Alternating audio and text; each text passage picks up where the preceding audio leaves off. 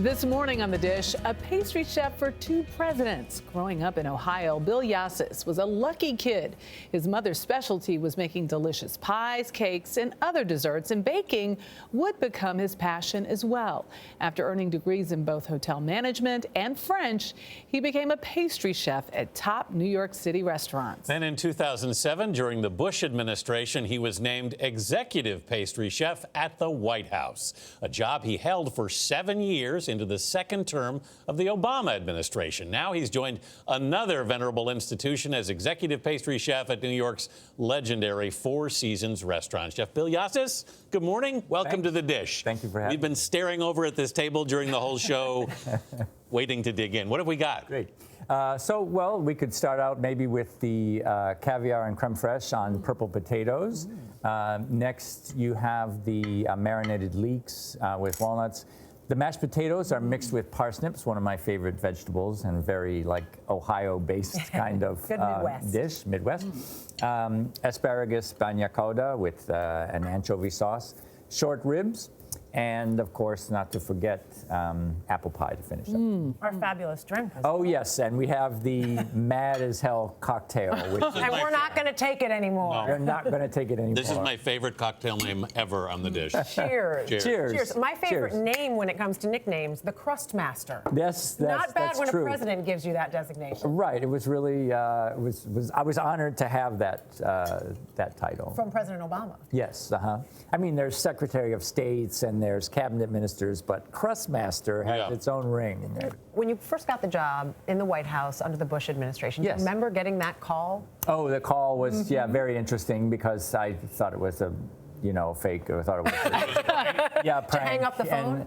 No, I was like, oh yeah, whatever. Wait, does the president call you? No, he's. Or is I it think the too chief busy for usher? that. Actually, it was the social secretary who's on the First Lady's team, and her name is Lee Berman. She called me and said, we need somebody here. Would you be interested in working at the White House? And I was like, I've heard of the place. But anyway, it turned out really wonderful. Is it a different kind of job for a pastry? Well, it is because it combines a lot of things. You're working for an individual family. I mean, basically, you have two customers. But you also, the rest of the mission is for their guests. So that can be 500 people a day. Right. So it's kind of like working in a hotel banquet. Right. As well as working as a private chef. But for you to outlast, not just one, you transitioned into a second president into his second term. He's a bipartisan pastry chef. Yes, I am. Certainly yes, are. I'm bipartisan, but it's not that unusual there because you're part of what's called the resident staff, which is a wonderful group of people that don't get very much praise. They're sort of behind the scenes, but they stay from administration to administration, and they're devoted to not only the president but the presidency. You were particularly influenced working with Michelle Obama. Yeah, so Mrs. Obama early on started this garden in the South Lawn, and that was the launch of her Let's Move program about healthier eating, about greater awareness of what we eat, where it comes from. And so I became like the director of the children's tours of the garden. Really? Now, even though I grew up in Ohio, I have a black thumb. So I tried not to ruin things in the garden. That was my job. But the really fun part was giving kids tours of this garden, learning about bumblebees and pollination and roots and worms and all that stuff, which was really fun. You've said your time at the White House prepared you for work you've actually done in the theater. You've cooked for Broadway shows? Yes, that's right, yeah. So oddly enough, there's sort of like a sense of being in a scripted environment in the White House, as you can imagine. Like everything has to go off exactly at the right time. And So now I'm working for a great show called Network. Yes. It's a remake of a famous film. Bryan of Cranston starring. newscasters who Yeah. you know That's have the They're drink getting name. mad as hell. But Mad as hell. Mad as hell. Not gonna mad take as it anymore.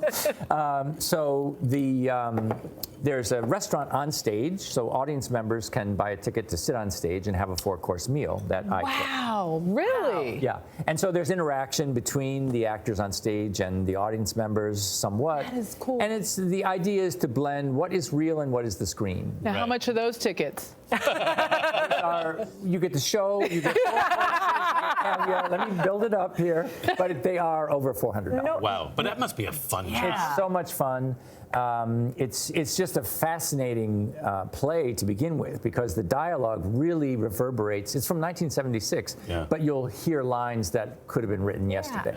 Along the same lines, when you talk about the excitement of that, then you've got the Four Seasons. Right, the Four Seasons restaurant is where I'm the pastry chef. That's my day job and love it. It's an iconic I know, but place. such an incredible. And it closed down, and now it's And open reopened. again. Yes, now it's open again. It's a legendary place from the end of the 1950s, really. Yep. So I think all New Yorkers kind of feel a soft spot for the Four Seasons. It kind of invented restaurants, the modern restaurant. Yep. And so we make the desserts there, and we have a fantastic chef, Diego Rivera, a young guy who's really killing it. I've heard of him. Well, we're going to have you sign the dish. Oh, sure. If you could have this meal with anyone, past or present, who would it be? Oh, wow. So many names come to mind. You know, I really admire this great French chef from the 19th century, Antonin Carême. So Carême was sort of like pre-Escoffier, but he's one of the people that really made food into this very celebratory, wonderful moment that people share together. It's what we have right here. I know, and I clean my plate. Never before has that happened. Chef Bill Yosses, thank you. Thanks so much for having me. And for more on Chef, you can go to our website at cbsthismorning.com.